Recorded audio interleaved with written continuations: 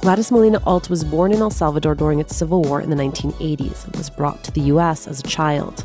That experience informed her decision to become a lawyer and advocate for migrant children, work that has included representing kids in immigration court, juvenile court, and at the highest levels of the system before the Department of Homeland Security and the Office of Refugee Resettlement. Gladis and I dive into her new role as the executive director of the Young Center, her advocacy for a best interests of the child standard for young immigrants facing deportation, and how she does this incredibly emotional and complex work, always mindful of her own trauma.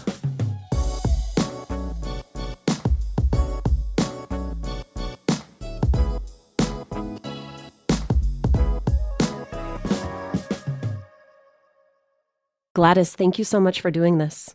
You're welcome.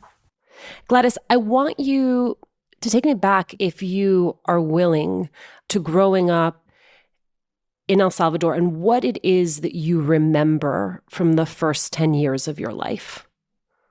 Well, the first thought that comes to mind are rivers and nature and dirt. I remember the rain and the smell of adobe walls after the rain.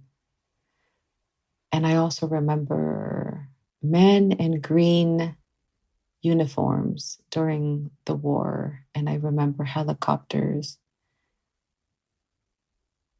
And I remember seeing dead bodies. I remember going to get tortillas and then just having to stay there for a few hours or the night until the gunfighting stopped so that I can get back to my grandmother's house. And I remember Christmases. I remember the wood oven where my grandma and my aunts would make pan de torta. November was like the most beautiful and sweet time during the year for me because there was a wind that came. And I just remember just like feeling so giddy inside when that wind would come, and there would be fogones, is what we would call them. Around town, things would be lit up and wood would be burnt. So yeah, it's a mix of the beautiful surroundings where I grew up, family, and a sense of normal life. Food, holidays, and there is this also like traumatic events and sights that I remember that make my heart turn cold, even as I think about it. Thank you. Thank you for all of that. I wonder, did your parents have a conversation with you? Did they talk with you about the move to the U.S.? Or was it a thing in your memory that just sort of happens? It was a thing that just happened. One of the memories that is so burned into my mind is a month before my 5th birthday. And I'm holding my aunt's hand, and my mom is getting in the cabin of a camión, a truck, a cargo truck, and she's leaving. And I have some sense that she's going away for a long time to maybe meet my dad in the US. And I'm just standing there with my aunt and my older brother. And you know when a kid wants to scream inside? Yes. Now I understand it. Now that I've worked with kids and I've heard their stories. And especially in 2018 when I was working with cases directly with kids that are separated, and I go, that is family separation. Right. That's what it is.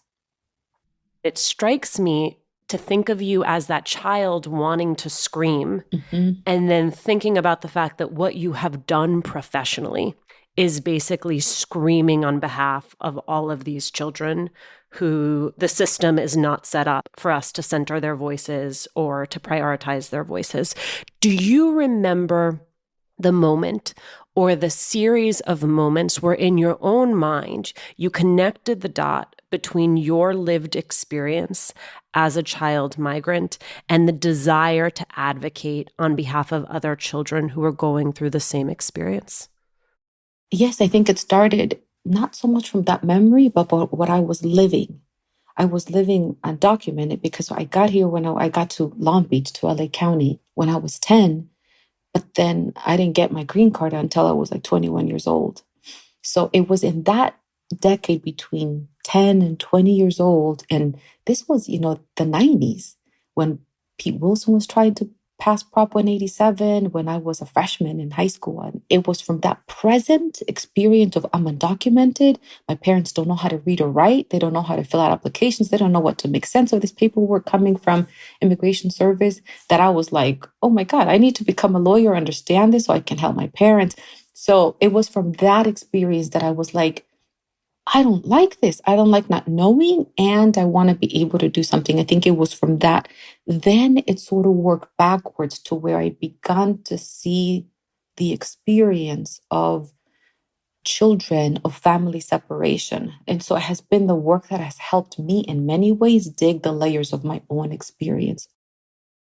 2005, you begin working with immigrant children as a law clerk for Catholic Charities in LA, then law school, a staff attorney for the South Texas Pro Bono Asylum Representation Project in the Rio Grande Valley. 2008, you joined Kids in Need of Defense, which I think most of us know as KIND in LA. 2011, you moved to Phoenix to serve as a managing attorney for the Florence Immigrant and Refugee Rights Project.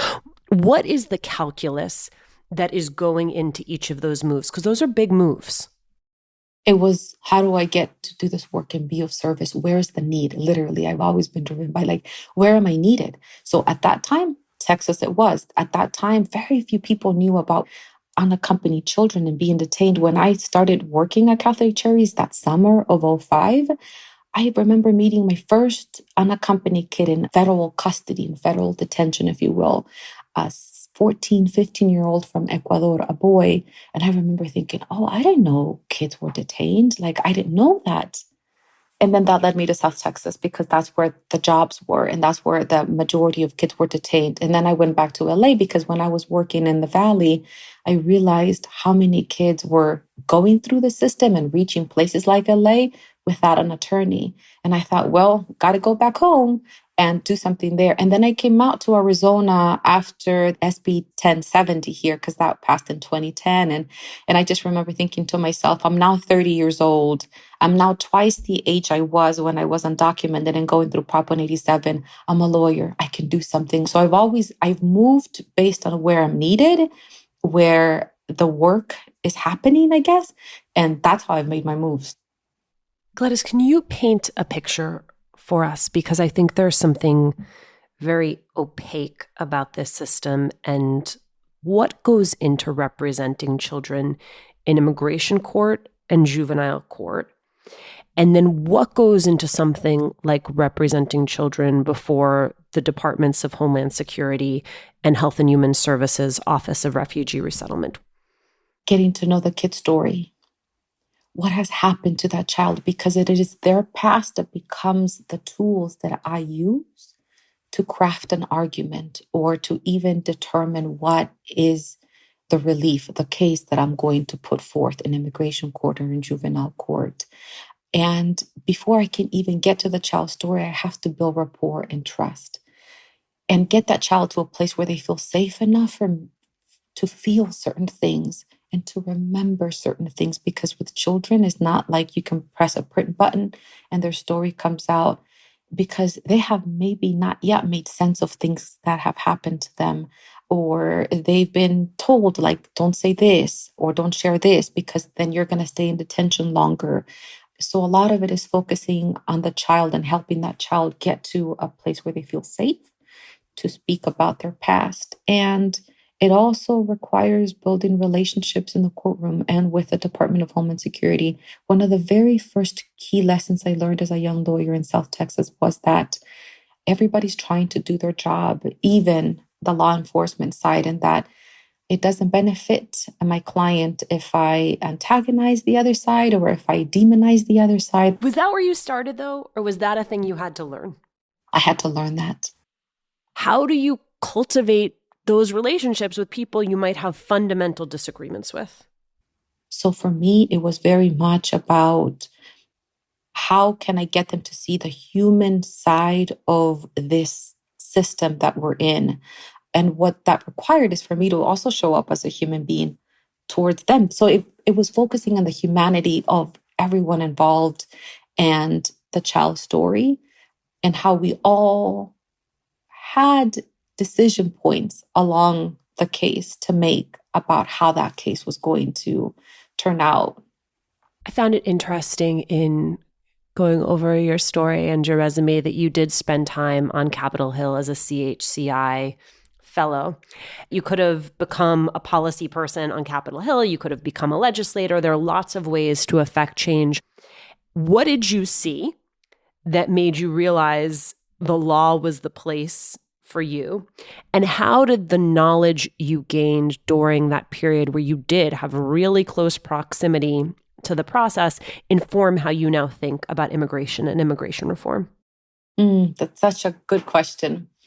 Because I remember vividly that year and thinking to myself, I don't want to spend time trying to land the policy that is going to impact everybody when somebody needs help right now.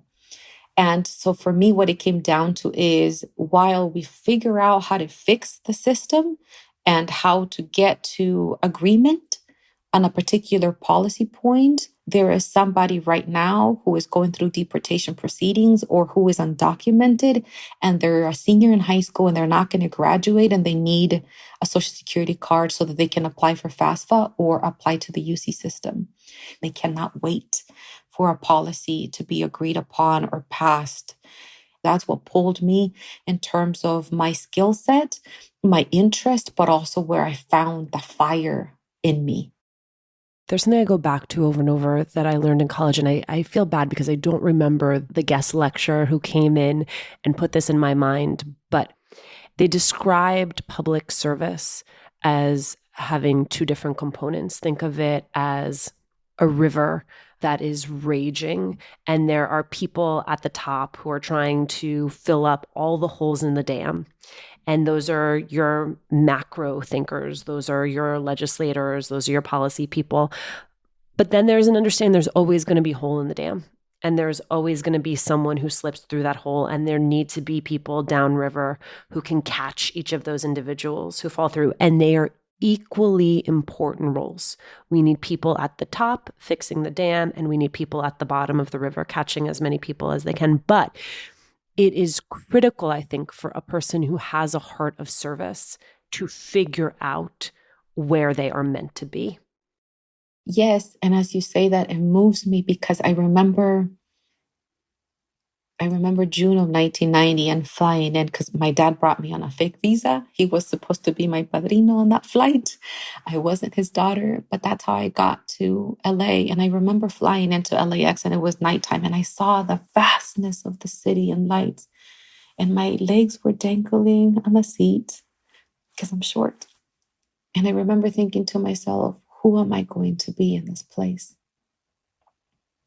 And wanting to answer that question, little did I know that I would end up being a lawyer advocating for kids in that very circumstance that I was sitting in at that time, landing in a new place. And to me, that has always felt like a calling and almost like this abiding duty to do for others what I've needed myself. What's up, everybody? Stevan here. I'm excited to share big news. How to Talk to High Achievers About Anything is back. This time, I'll be joined by a very special person, someone whose name you know very well. Hi, everybody. It's Juleyka Lantigua. I'm the creator and the executive producer of our franchise leader, How to Talk to Mommy and Papi About Anything. Welcome, Juleyka. We are happy to have you here. I'm so excited. And by the way, I'm going to be taking notes. So many notes. As always, we'll hear stories from Black and Brown folks striving to do big things. I'll offer my feedback and practical advice to help us navigate personal and professional challenges. And together, we'll figure out how to achieve on our own terms. New episodes start May 1st. Follow and subscribe wherever you get podcasts. Talk soon. In 2016, you joined the Young Center for Immigrant Children's Rights, leading the Child Advocate Program and its work to advance the best interests of the child standard for immigrant children facing deportation proceedings in this country. What do you believe that standard should be, and how is that standard different than what we have now? There is a standard of best interest that has come to have a negative connotation in certain spaces in the law. The Young Center is mindful of that context and that space about how best interest has been used sometimes within systems to separate or remove children from their families, particularly children of color. And so when we talk about best interest in the Young Center, we talk about it being child-centered interest and including the child's voice and wishes into that analysis. So oftentimes we think about what does the child want and where is the safety line for that child? And often those are the two big things that we look at. And then we look at identity and we look at the development of that child and how we go about presenting our recommendations or our determinations and what is in the child's best interest. So for us, it boils down to how does the child get centered into that analysis rather than what are the judgments of society or the prejudicial factors that sometimes have been factored into that analysis in the past. Gladys, you referenced this in passing, but I want to sort of frame it a different way, which is this is hard work. This is emotional work. This is work that is hard not to take home with you. And I imagine that is doubly so if you have the lived experience of some of the children that you represent. And so I wonder both the work you have done to address, unpack your own trauma, to make sure that the work does not re-traumatize you, and to make sure that you are taking care of yourself and living a life that is separate from this work so that then you are able to return to the work renewed and sustained. For me, when I think of that question, the kid's strength and resilience somehow holds me too. Just seeing that, right? And I think, wow, look at what they've gone through and how they're still able to smile and trust and feel joy. To me, that fills me. My family, just seeing the sacrifices my parents have made and how far we've come as a family, and knowing that in many ways, I am lucky that I get to do this work because of the opportunities that I had. So I go back to this spirit of gratitude for the kids and what they teach me and share with me, gratitude for my family and where we've come along. And also my coworkers, they often hold me up. They're the ones that when I feel confused, beaten, or like, I don't know how I'm going to show up another day to work, I see how they keep showing up and that uplifts me. And then there's the larger community of people who believe in this, like people like you that produce things that uplift me because of somebody else's story, right? Or something that I read that reminds me that we all go through spaces like this in different industries in the world and in different jobs, but that the human spirit can thrive, that we can make it. So I lean on those things. I lean into the spirit of the kids, family, coworkers, and the larger community. And the Latina community for me is one of those circles. Gladys, I am so grateful for your time. Thank you for doing this. Thank you.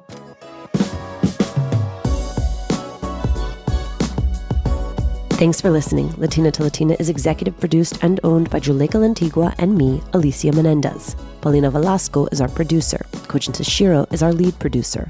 Trent Lightburn mixed this episode. We love hearing from you. Email us at hola@latinatolatina.com. Slide into our DMs on Instagram or tweet us at Latina to Latina. Check out our merchandise at latinatolatina.com/shop. And remember to subscribe or follow us on Radio Public, Apple Podcasts, Google Podcasts, Good Pods, wherever you're listening right now. Every time you share the podcast, every time you leave a review, you help us to grow as a community.